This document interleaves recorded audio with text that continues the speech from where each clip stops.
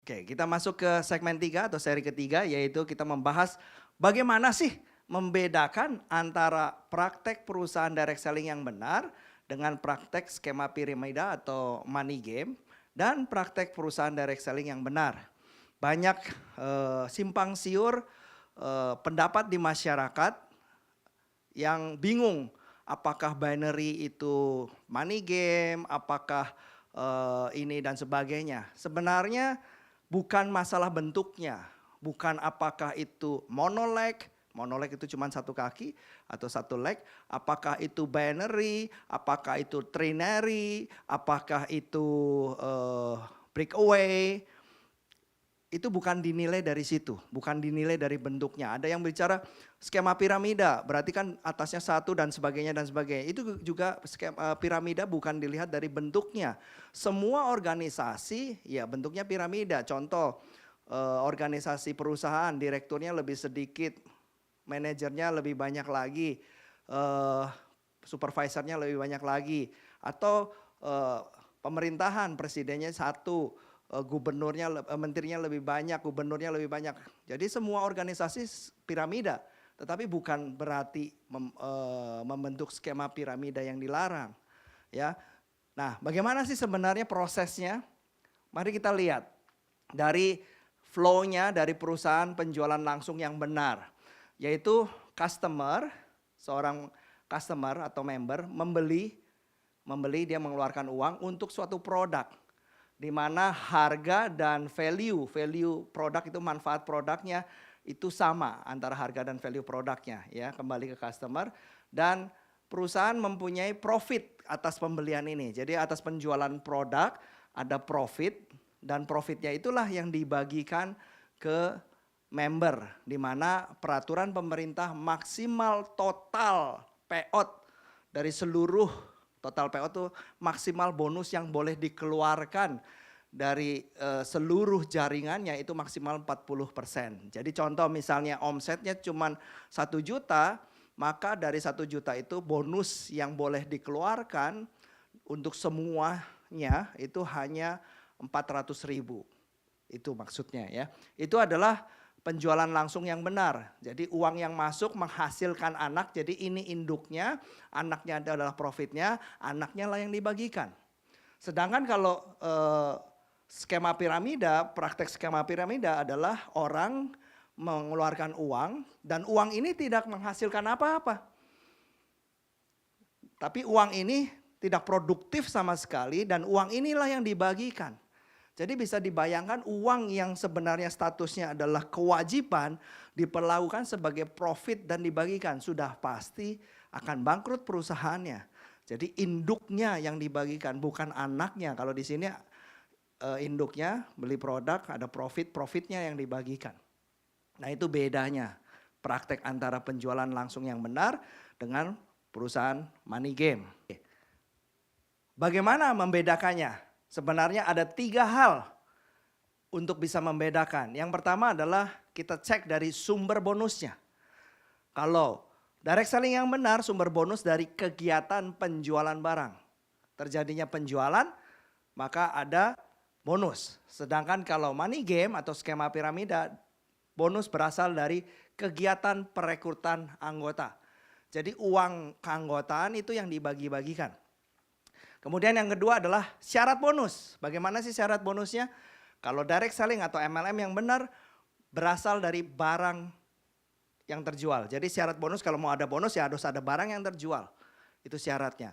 Sedangkan kalau money game syarat bonusnya adalah harus ada orang baru yang join. Itu sebagai syarat bonus. Kemudian yang ketiga adalah jika kegiatan recruiting dihentikan, apa yang terjadi dengan bonusnya? Sebenarnya kalau kita memahami peraturan atau rule of game-nya marketing plan, kita bisa mensimulasikan. Ya, jika kita simulasikan recruiting dihentikan, tidak boleh ada recruiting, kalau MLM yang benar, bonus tetap akan mengalir. Tetapi kalau skema piramida, bonus akan berhenti mengalir. Di beberapa negara seperti Cina, itu jika pemerintahnya mencurigai suatu perusahaan apakah ini money game atau tidak, pemerintah mengeluarkan aturan tidak boleh perusahaan ini merekrut dalam waktu tertentu, bisa 6 bulan, bisa 12 bulan, dan benar-benar diawasi oleh pemerintah, tidak boleh terjadi perekrutan. Pengawasannya begitu ketat. Kemudian di situ bisa di audit apakah leadernya menghasilkan bonus atau tidak. Jadi kalau tidak, sudah pasti itu money game. Tetapi kalau turun drastis secara signifikan, itu yang disebut sebagai multi level abu-abu. Jadi dari screening 3 poin ini, sumber bonus, syarat bonus, dan jika kegiatan rekrutmen dihentikan, kita bisa tahu apakah itu MLM yang benar, money game, atau abu-abu. Nah, ada beberapa yang bertanya, binary itu money game atau tidak? Yang sekarang sedang luas dibicarakan, binary itu money game, binary itu money game. Kembali lagi kita melihat dari sisi ini, mari kita lihat, kita coret-coret dulu. Kita uji, jika binary itu aturan mainnya adalah kalau ada satu orang di kiri, satu orang di kanan terjadi bonus, yes itu money game. Jadi aturan mainnya adalah orang di sini, orang di sini, orang di sini, orang di sini. Ini terjadi bonus, bagi ini bonus, itu money game. Karena syaratnya adalah orang yang join. Tetapi bagi money game, ini syarat yang benar, syarat yang money game ya, ini MG. Tetapi binary yang benar, jadi tidak semua binary itu money game. Ya, binary yang benar, balik lagi, kita lihat dari sumber ini. Jadi tidak penting apakah itu binary atau monolith. Jadi kalau binary yang benar adalah di sini ada berapa BV. Kenapa ada BV? Ini adalah tidak semua ya, sebagian besar perusahaan-perusahaan itu mendefinisi omset itu dengan poin. Kenapa dengan poin? Karena biasanya ada beberapa cabang di luar negeri sehingga kursnya beda-beda, yang satu pakai kurs rupiah, yang satu pakai dolar, yang satu pakai renminbi, yang satu pakai ringgit, sehingga perbedaan kurs itu begitu memusingkan sehingga mereka buat satu poin yang sama dari semua negara yang dimana ada cabangnya. Nah biasanya adanya namanya BV atau PV. BV itu loh business value, itu untuk mendefinisikan suatu nilai omset rupiah. Contoh ya, misalnya 1 juta itu adalah 1000 BV, maka poinnya kandungannya adalah 1 BV sama dengan 1000.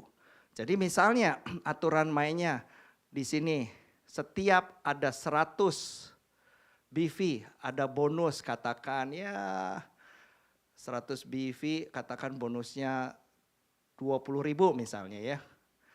Maka misalnya di sini bonusnya 100 BV, maka dia bonusnya adalah 10.000 dibagi 100 dikali 20.000.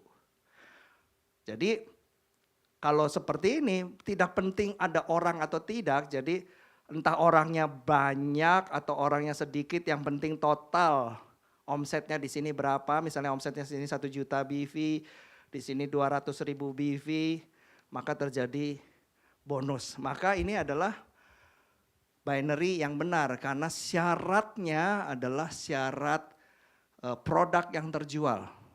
Sehingga kalau recruiting dihentikan tetapi produk tetap terjual, bonus tetap berjalan. Sedangkan kalau ini recruiting dihentikan, bonus otomatis berhenti karena aturan mainnya dari orang yang bergabung. Kalau ini tidak penting orang yang bergabung, tetapi landasan perhitungannya dari omset yang terjadi. Nah, itu yang direct selling yang benar. Oke, kita lanjut ya. Kemudian apa bedanya dengan antara perusahaan yang benar dengan perusahaan yang abu-abu? Perusahaan yang benar adalah dari seorang customer, member, dia mengeluarkan uang untuk membeli barang di mana harga dan value-nya itu sama. Sehingga ini terjadi profitnya dibagikan 40%. Sedangkan yang abu-abu sama mengeluarkan uang tetapi harganya terlalu tinggi sehingga value-nya lebih rendah dan profitnya tinggi, dan ciri-cirinya adalah bonus lebih dari 40%. Ya. Memang untuk mengetahui ini sulit untuk masyarakat umum, apakah 40% atau tidak. Tetapi tidak usah khawatir, pemerintah mengontrol ini dan APLI membantu mengontrol ini melalui verifikasi. Waktu mengajukan izin, di dalam verifikasi itu kita sungguh-sungguh menghitung karena ini payout maksimal, jadi kita akan menghitung skenario yang paling maksimal di mana perusahaan akan keluar, itu skenarionya seperti apa. Kita hitung skenario maksimalnya. Jadi yang sudah di approve atau disetujui harusnya memenuhi ini. Tetapi dalam persetujuan nanti praktek di lapangan tentunya ada beberapa yang melenceng antara praktek di lapangan dengan izin. Nah itu yang perlu diawasi, sehingga apakah yang diizinnya dengan yang diprakteknya harus sama, itu yang harus diawasi. Oke, kemudian bagaimana sih kalau itu dari pemerintah atau dari asosiasi untuk membedakannya? Nah kalau dari masyarakat bagaimana membedakannya? Yang pertama, cek legalitas perusahaannya, valid atau tidak. Ada enggak izinnya, SIUP, KBLI 47999, ada enggak? Dan yang terpenting adalah ada lampiran barang. Kalau sudah ada lampiran barang, artinya perusahaan itu sudah memenuhi komitmennya, artinya sudah disetujui oleh Kemendak dan sudah diverifikasi oleh asosiasi, oleh APLI, dan disetujui oleh Kemendak, dan perusahaan itu sah untuk bisa menjalankannya. Cirinya adalah bukan cuma OSS saja, bukan cuma KBLI aja, tetapi minta lampiran produknya.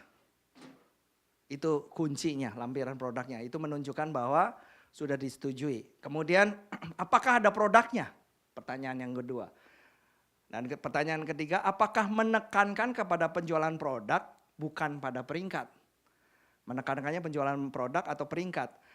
Apakah komisinya dibayarkan berdasarkan penjualan produk bukan pada jumlah pendaftaran atau recruiting? Nah itu yang harus dipastikan. Syaratnya tadi recruiting atau penjualan produk. Yang berikutnya adalah apakah peserta masih menghasilkan uang jika recruiting dihentikan? Jadi Bapak Ibu bisa ngecek kalau saya nggak ngerekrut lagi atau misalnya di dalam jaringan saya tidak terjadi orang baru, apakah bonus masih keluar? Kalau nggak keluar berarti itu money game. Ya kalau keluar ya itu yang benar, tapi kalau keluar tapi sedikit jadi lebih kecil artinya itu abu-abu. Kemudian apakah ada kebijakan pengembalian produk yang rasional? Jadi semua perusahaan direct selling atau MLM itu wajib memiliki kebijakan produk kembali. Apakah ada atau tidak? Kemudian apakah produk memiliki nilai pasar yang wajar? Tadi untuk bisa membedakan mana yang abu-abu atau yang tidak, produknya harganya mahal. Tapi mahal tentunya harus dibedakan head to head ya, jangan seperti contohnya kita membandingkan mobil Agya dengan Mercy, ya sama-sama mobilnya tapi harganya beda, tapi value-nya beda. Jadi Mercy harus Mercy, Agya dengan Agya dan sebagainya. Nah harus head to head, apakah memiliki nilai pasar yang wajar. Apakah ada alasan untuk menarik, untuk membeli barang. Jadi orang bergabung itu karena memang produknya atau karena opportunity-nya. Kalau lebih karena opportunity-nya dan produknya susah dijual karena terlalu mahal, itu juga hati-hati ya. Jadi kalau 1, 2, 3, 4, 5, 6, 7, 8 pertanyaan ini jawabannya semuanya iya, maka perusahaan itu bisa dipercaya. Tetapi kalau ada satu saja jawabannya tidak, kemungkinan besar bentuk penipuan sistem piramida. Mudah kan?